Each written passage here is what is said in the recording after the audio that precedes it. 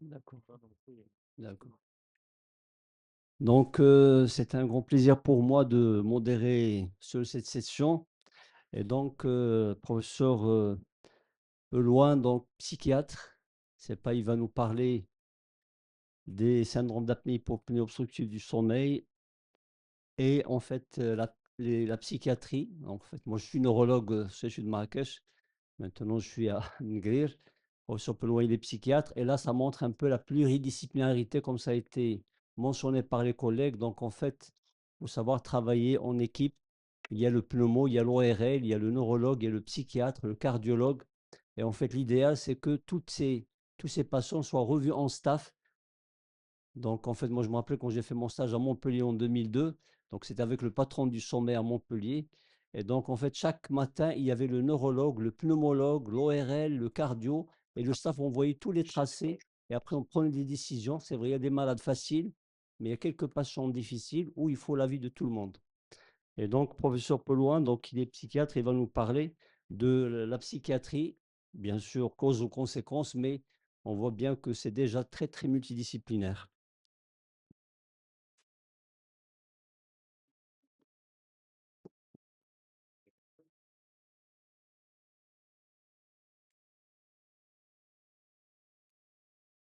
Ça passe? Ah non, ça passe pas.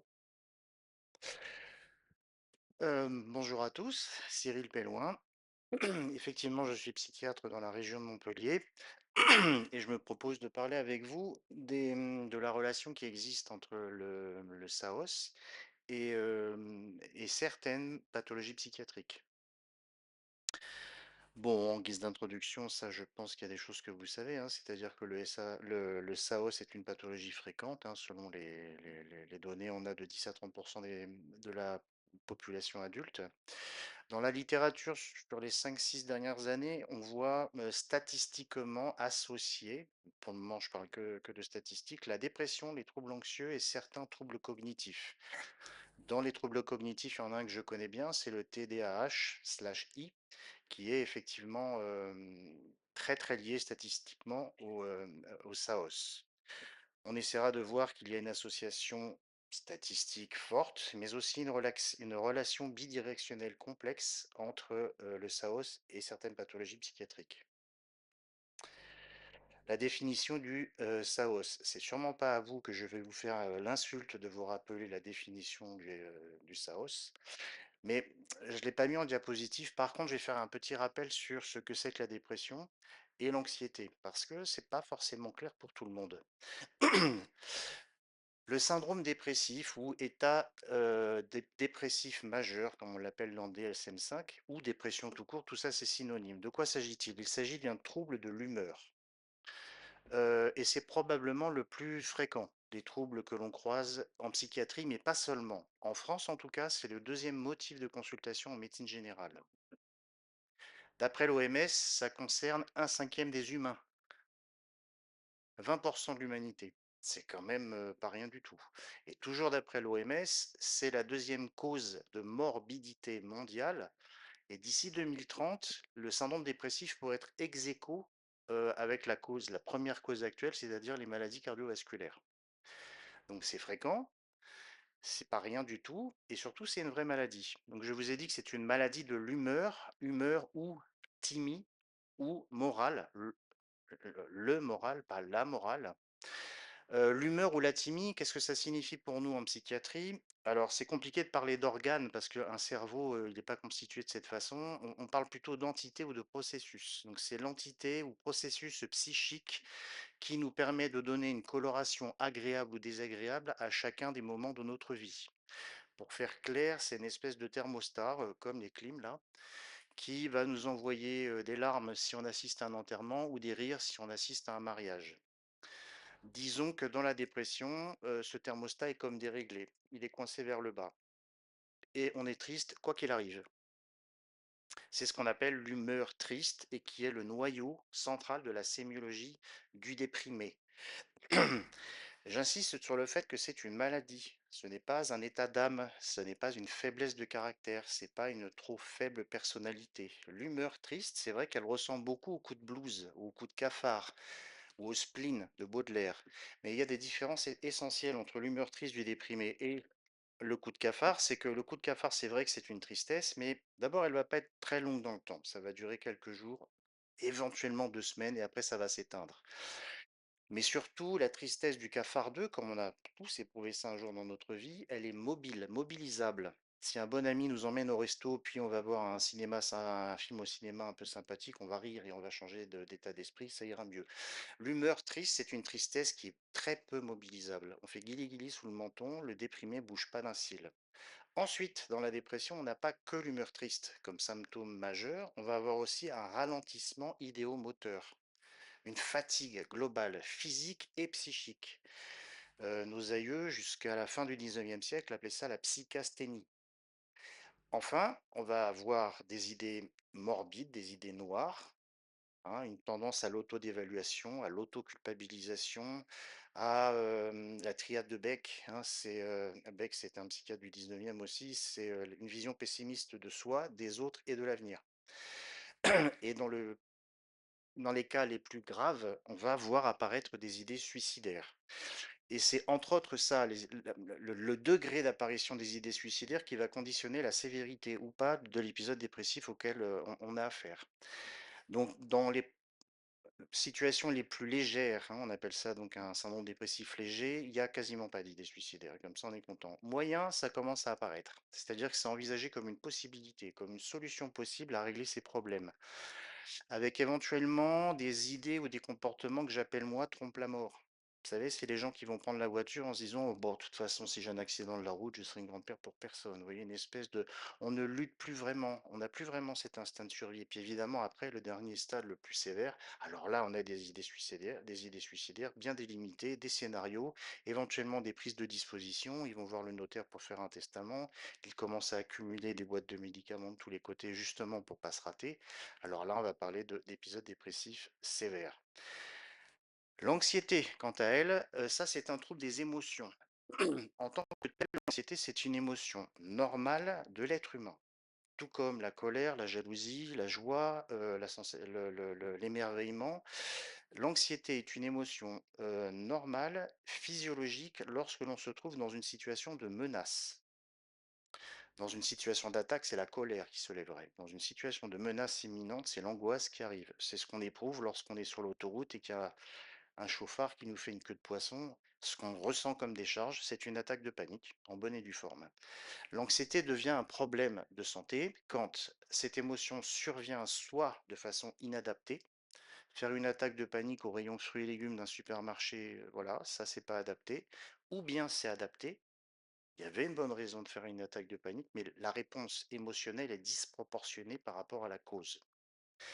C'est ces deux conditions qui vont faire penser que ce n'est plus une émotion, mais bien un problème, avec tous les handicaps qu'on va avoir en conséquence. Vous avez des anxieux, pas forcément très handicapés, qui vont réussir à gérer leur moment d'angoisse, d'autres qui n'osent plus sortir de chez eux. C'est, c'est un trouble qui a un grand panel. Au plan psychique, l'anxieux, c'est pas comme le déprimé où il voit tout en noir, il est malheureux, etc. Il y a 2 choses, il y a 2 moteurs dans son esprit. D'abord un doute pathologique. Vous vous posez une ou des questions parce que vous êtes intrigué, vous cherchez à l'intérieur de vous-même, éventuellement vous allez chercher à l'extérieur une ou plusieurs réponses. Le doute est levé, voilà, c'est fini, fin de l'histoire. Chez quelqu'un qui a un problème d'anxiété, le doute ne s'éteint jamais. Il y aura toujours le oui, mais. Oui, mais. Donc, ça finit par faire ce que l'on appelle des ruminations anxieuses, particulièrement désagréables. L'autre moteur, l'autre mode de fonctionnement de l'anxieux, c'est l'intolérance à l'incertitude. Tout ce qui est situation de surprise, d'inattendu est extrêmement pénible à vivre par eux. C'est pour cela qu'ils développent très très très très souvent des manœuvres d'anticipation avec par exemple une planification excessive de tout ce qu'ils vont faire ou tout ce qu'ils vont dire. Par exemple, une sorte de perfectionnisme qui, finalement, rend rien de plus parfait à part, griller leur énergie. Tout ça, c'est toutes les dispositions qu'un anxieux va mettre en place justement pour ne pas être confronté à une situation d'incertain, la surprise ou l'accident. Ensuite, comme ça fait des années qu'il fonctionne comme ça, souvent il développe la croyance fausse qu'en s'organisant bien, il pourra rien se passer après. On est d'accord que c'est faux. Personne ici est à l'abri d'un accident, même si vous avez tout prévu avant. Voilà. Globalement, je voulais faire ce petit rappel parce que c'est vrai que lorsque j'ai relu mes diapos, vous définir à vous le SAOS, pas beaucoup d'intérêt, mais par contre, sur ces aspects-là, pourquoi pas.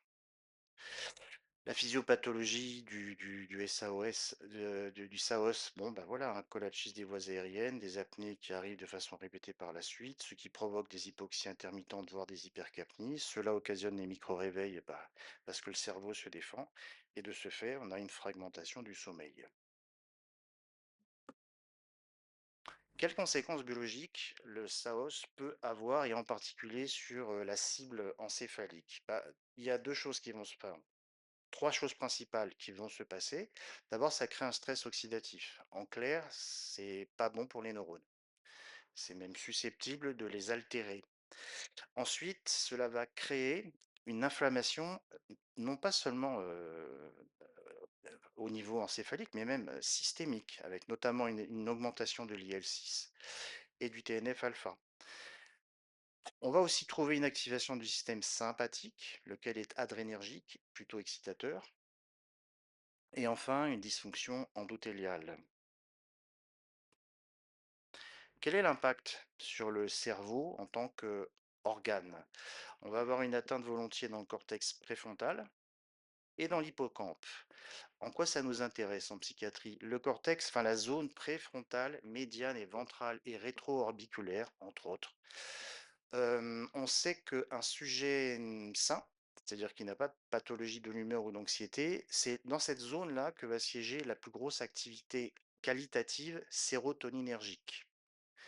Les sujets qui présentent une dépression, une anxiété, un TOC et des phobies en neuroimagerie fonctionnelle, on voit que l'activité sérotoninergique, entre guillemets, fuit dans les zones temporales. Donc, c'est ce que j'écris en dessous, hein, l'altération des neurotransmetteurs. C'est vrai que la sérotonine, c'est vraiment le neurotransmetteur des psychiatres, hein, ça nous intéresse depuis plusieurs décennies. Juste une petite précision, quand l'activité sérotoninergique, pose un problème, c'est qualitatif, c'est pas quantitatif. C'est pas un déficit, c'est pas une déplétion. Parce qu'il y a des gens qui viennent nous voir comme ça en nous disant qu'en prenant ci ou ça, ils vont s'enrichir en sérotonine. Ça sert à rien du tout. Du tout. En plus, je crois que 90 de la sérotonine humaine est dans le tractus digestif. C'est une toute petite partie en fait qui est dans le cerveau. Ensuite, si on mangeait de la sérotonine comme ça, je pense pas que ça passerait très, très facilement la barrière hémato-méningée. Donc à part amener peut-être un meilleur confort digestif, c'est tout ce que ça fait. Il s'agit d'une perturbation qualitative et non pas quantitative. L'hippocampe, quant à lui, c'est une structure, notamment impliquée dans les processus de mémorisation, mais pas que. Un autre neurotransmetteur intéressant qui vient se trouver perturbé sous l'effet de cet impact, c'est la dopamine. Alors la dopamine, elle sert à énormément de choses selon la structure du cerveau où elle va se trouver. Elle va beaucoup intéresser les neurologues dans la maladie de Parkinson et elle intéresse les psychiatres pour ce qui va être des hallucinations en zone frontale ou sur la zone des apprentissages et de la récompense pour ce qui est du TDAH.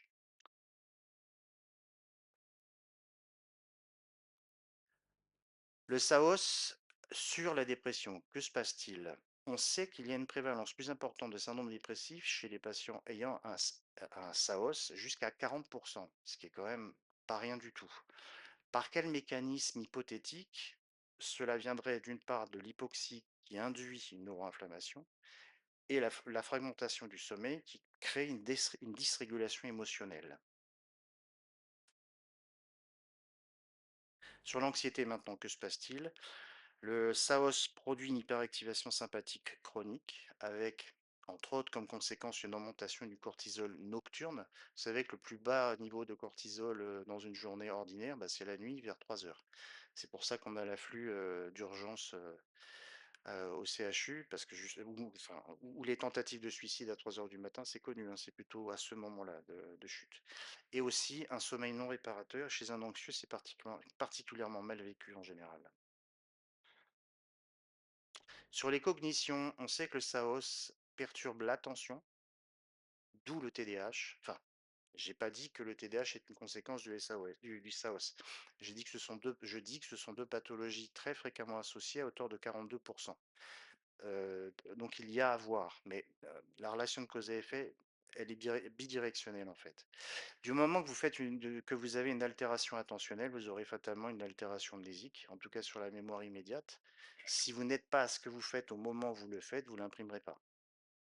Certaines fonctions exécutives aussi sont altérées, mais c'est dans une moindre mesure.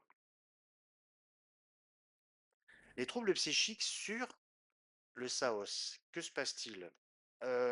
Alors, ce qui va favoriser, c'est, l'obésité si elle préexiste déjà. La dépression n'est comme je vous l'ai dit tout à l'heure, la dépression, l'un des signes cliniques, c'est le ralentissement idéomoteur. C'est-à-dire que c'est pas du tout une pathologie qui va vous donner envie de courir et de faire un footing, hein. C'est plutôt une maladie qui va vous clouer au lit, bien au fond du canapé, à pas trop bouger. Donc c'est sûr, il y a une sédentarité plus ou moins importante qui va en découler. Donc avec une prise de poids. Par ailleurs, heureusement, la dépression, ça se traite avec des médicaments.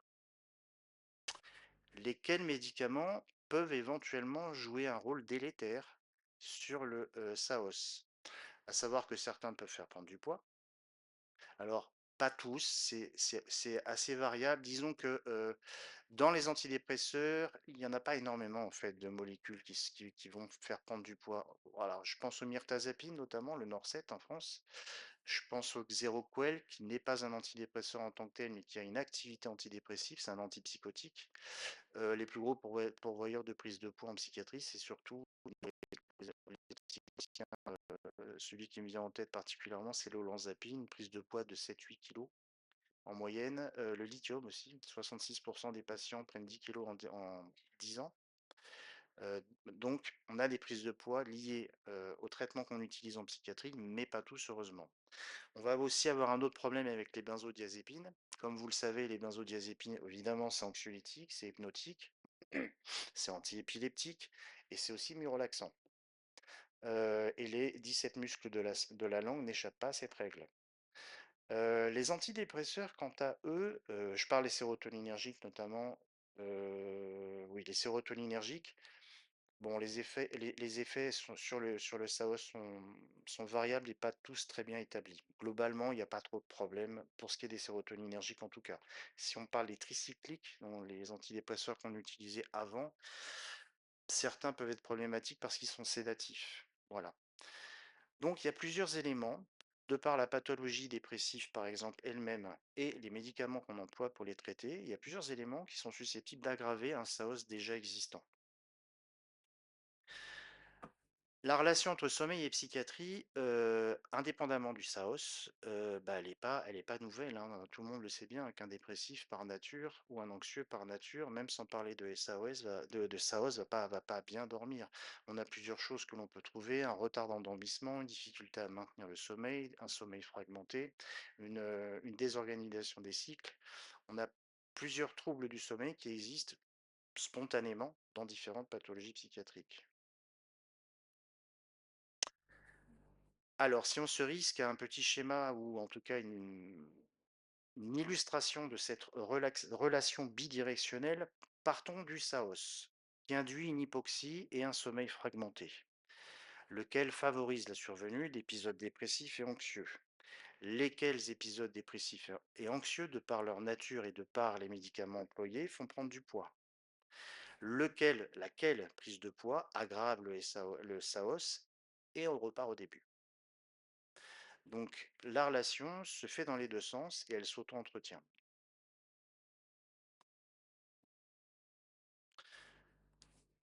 Plusieurs méta-analyses dont je vous donnerai les références à la fin si ça vous intéresse, concernant l'impact de la PPC ou de la CPAP, montrent une amélioration de l'humeur, de la vigilance et de la qualité de vie. Avec des limites, hein, des facteurs confondants, déjà une réponse hétérogène. C'est vrai que quand j'ai tendance à expliquer à un patient qui va sûrement avoir une PPC, il fait un peu la grimace. Et moi, de ce que j'observe de ma place, hein, une fois qu'ils sont revenus, que le bilan a été fait, que l'organisation a été, voilà, qu'ils ont une CPAP à la maison, moi j'ai constaté qu'il faut globalement deux bons mois avant que je puisse savoir si le patient s'y fait vraiment ou s'il va laisser tomber. Voilà, vous voyez, je vous parlais de méta-analyse, il y en a, bon, il y en a deux, là, une sur la dépression et une autre sur la cognition. Donc il s'agit bien d'une relation bidirectionnelle claire. Le rôle central que l'on va avoir, bah, c'est l'hypoxie et la neuroinflammation avec une fragmentation du sommeil. Quelles implications cliniques? Bah, déjà, de notre côté à nous, psychiatres, je pense qu'on a intérêt à explorer un petit peu mieux, au moins à l'interrogatoire, le sommeil. Parce que comme on sait qu'il y a des problèmes de sommeil dans n'importe quel trouble psychiatrique, c'est sûr qu'on pose toujours la question. Comment vous dormez? Et on attend oui, non. Comment dormez-vous? Bien, pas bien. C'est tout. On va pas forcément aller plus loin dans les symptômes qui seraient évocateurs d'un SAOS. Je veux dire les sueurs nocturnes, je veux dire les nicturies, je veux dire les céphalées au réveil, etc., etc., etc. Donc ça, je pense que du côté des psychiatres, c'est ça qu'on a intérêt de développer quand même, de décrypter un petit peu plus lorsqu'un patient nous dit je ne dors pas très bien, qu'est-ce qu'il veut dire et qu'est-ce qui se passe, quels sont les symptômes. Côté pneumo, côté ORL, côté cardio, bref, côté somnologue, vu la prévalence de la dépression chez quelqu'un qui a un SAOS, au moins pour cette raison, euh, un dépistage psychiatrique, pourquoi pas systématique, serait intéressant à mettre en place. Alors, soit vous vous appuyez sur un interrogatoire sommaire mais efficace, soit vous vous appuyez sur des échelles, il y en a plein. Heu, bon, l'échelle sûrement la plus utilisée pour diagnostiquer une dépression, c'est la MADRS. Sinon, il y a une échelle qui est intéressante qui s'appelle la HAD, qui elle va permettre de faire un screening des aspects des symptômes dépressifs d'une part et des symptômes anxieux d'autre part. Bref, comme, mon confrère le disait tout à l'heure, il s'agit bien d'une prise en charge multidisciplinaire parmi d'autres, hein. On a parlé de pédiatre, on a parlé d'endocrino, on a parlé d'ORL, enfin, pourquoi pas la psychiatrie? Alors une petite phrase de fin, un peu osée peut-être, mais est-ce que le SAOS n'est pas uniquement une pathologie respiratoire, mais une maladie neuropsychiatrique systémique? Je ne voilà, je n'affirme rien, je le laisse à votre réflexion. Merci pour votre attention. Donc merci beaucoup pour votre, exposé détaillé. Vraiment, donc ça souligne effectivement un petit peu je dirais le manque de limite entre les disciplines dans ce domaine qui concerne en fait tout le monde, les psychiatres, les pneumos d'abord je dirais, les ORL, psychiatres, neurocardio et même les généralistes parce que c'est vrai en France vous avez quand même assez de ressources médicales, au Maroc quand même on est moins, en Afrique on est encore moins. D'ailleurs il y a même des pays en Afrique où il y a pas de quelques spécialités comme la neurologie et d'autres. Donc en fait vous avez aussi souligné un petit peu le rôle de ces pathologies-là et d'ailleurs, je commencerai peut-être avant de donner la parole à la salle par une question. Donc en fait, c'est-à-dire dans cette prise en charge des malades, le rôle de la prévention, comme on parle en fait des 3 S, la solitude, la sédentarité et en fait, l'isolement. Donc en fait, c'est ces problèmes-là qui poussent un peu les malades à prendre du poids. C'est vrai, le moindre signe dépressif.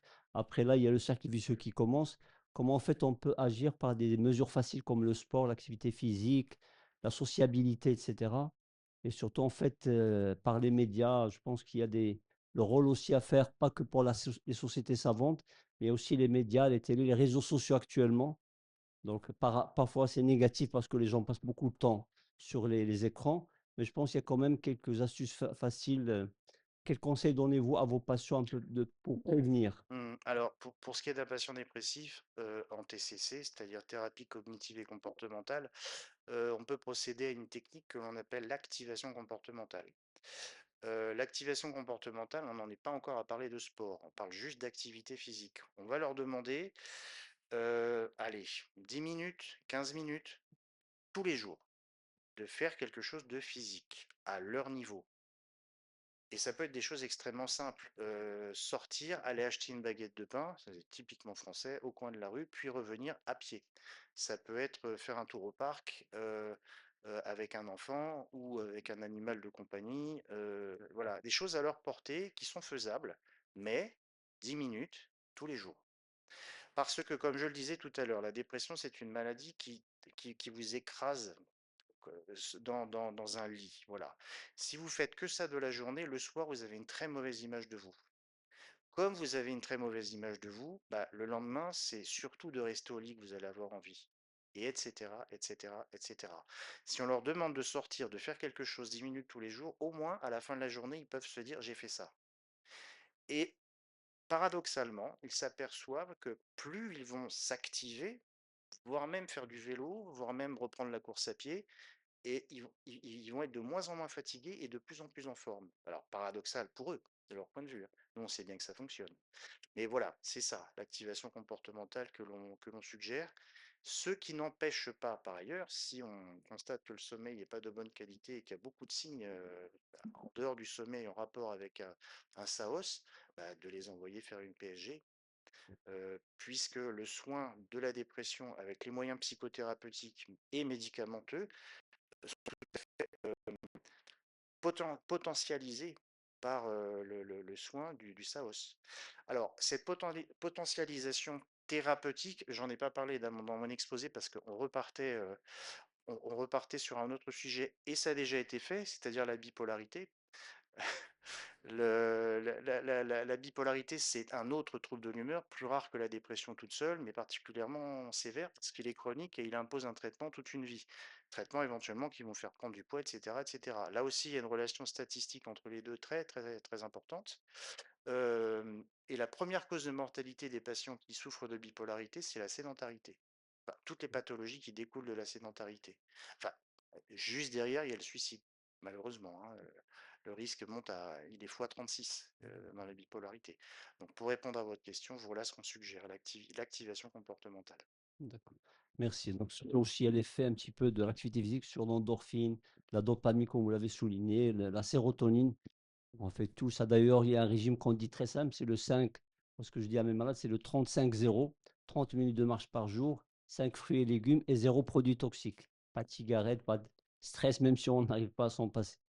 La parole à la salle, je ne sais pas s'il y a une ou deux petites questions. Oui, Eff Effectivement, vous avez signalé, pour la bipolarité, vous ne trouvez pas que c'est une population qui est pratiquement délaissée parce que c'est une population qui est exposée à des risques métaboliques, cardiovasculaires, tabagiques, et cetera, Mm, et qui souvent, ils sont en accès, heu, soit dépression, soit autre, et que souvent il y a un sas qui est sous-jacent et qu'on n'arrive pas à déchiffrer et même qu'on n'arrive pas à mettre en œuvre la thérapeutique. mm. Je pense que c'est une population qui mérite quand même de prendre soin, non? Ah, ça, je suis entièrement d'accord avec vous. Surtout que en France, en tout cas, hein, sur ce qui est de la stigmatisation de la maladie mentale, on n'a pas trop évolué depuis 150 ans. On a beaucoup, beaucoup évolué sur l'accès aux soins, ça d'accord, mais le regard, y compris des médecins qui ne sont pas psychiatres, enfin, je n'accuse personne, hein, mais souvent, quand un médecin qui n'est pas psychiatre voit débarquer dans son cabinet où il y a écrit antécédent de bipolarité, soit il a peur, soit il va pas le garder. Donc effectivement, c'est une population un peu mise de côté, alors que, on va dire leur morphotype va donner un SAOS, va donner des problèmes coronariens, va donner un diabète de type 2, etc., etc. Oui. Après, de leur côté, bon, quand ils sont euthymiques, ils arrivent à avoir une certaine perception d'eux. Mais effectivement, quand ils sont dans un trou dépressif, voire dans une excitation hypomaniaque, c'est pas vraiment ça leur sujet sur le moment. Donc le soin de ce qui est autre, que leur organe psychique leur passe un petit peu bah, au-dessus de la tête, c'est le cas de le dire. Et surtout que la thérapeutique majore les apnées et donc entraîne une sévérité du sas. Oui. C'est en tarde Mm. dans la prise en charge. Ah oui, tout à fait. La thérapeutique médicamenteuse va l'augmenter, le SAOS, de par la prise de poids ou de par l'action neurologique aussi. donc merci à vous. Une dernière question. Ok, Chérifa. Ah, merci. Est-ce qu'on arrive à faire enregistrer facilement des malades porteurs d'affections psychiatriques et quel est est-ce qu'ils adhèrent si on dépiste le SAS, est-ce qu'ils adhèrent correctement ou pas à leur appareil? Alors, je ne peux parler que de mon point de vue et celui de la population de mes patients, de ma C'est ça. patientèle, hein. Ouais. Là, comme ça, j'ai pas compté précisément, mais globalement, oui, bien sûr. Quelque part, ça vient même les soulager de s'occuper d'autre chose que de leur tête et aussi d'avoir une autre réponse que les seuls hypnotiques, par exemple, à leur trouble du sommeil. De ce point de vue, du moment qu'ils font l'expérience de la PPC et que ça fonctionne et qu'ils se réveillent plutôt frais, ils sont ravis, ils sont même très, très contents. Ensuite, enfin, après sur l'adhésion immédiate, c'est ce que je disais tout à l'heure, les 2 premiers mois, il faut quand même supporter d'avoir un masque sur le nez, de d'avoir bon, tout ça, ils sont pas différents des autres patients. Là-dessus, non. Mais par contre, si le processus est bien engagé, non, ils sont ravis, ils sont même enfin, ça les étonne même quelquefois. Et en plus, sur certains problèmes, bah, moi ça m'est arri bon, c'est pas fréquent, mais ça m'est arrivé une fois quand même. Une patiente est venue me voir pour une dépression. Enfin, elle pensait être dépressive. C'est vrai, elle avait beaucoup de symptômes, mais surtout, elle avait un sommeil, où j'ai retrouvé beaucoup de symptômes de SAOS. Je l'ai envoyé faire une PSG, chez notre ami, Robert Clavel, qui m'a dit: «Ah bah oui, bien sûr qu'elle a des apnées». Elle a été appareillée et puis un jour elle est revenue en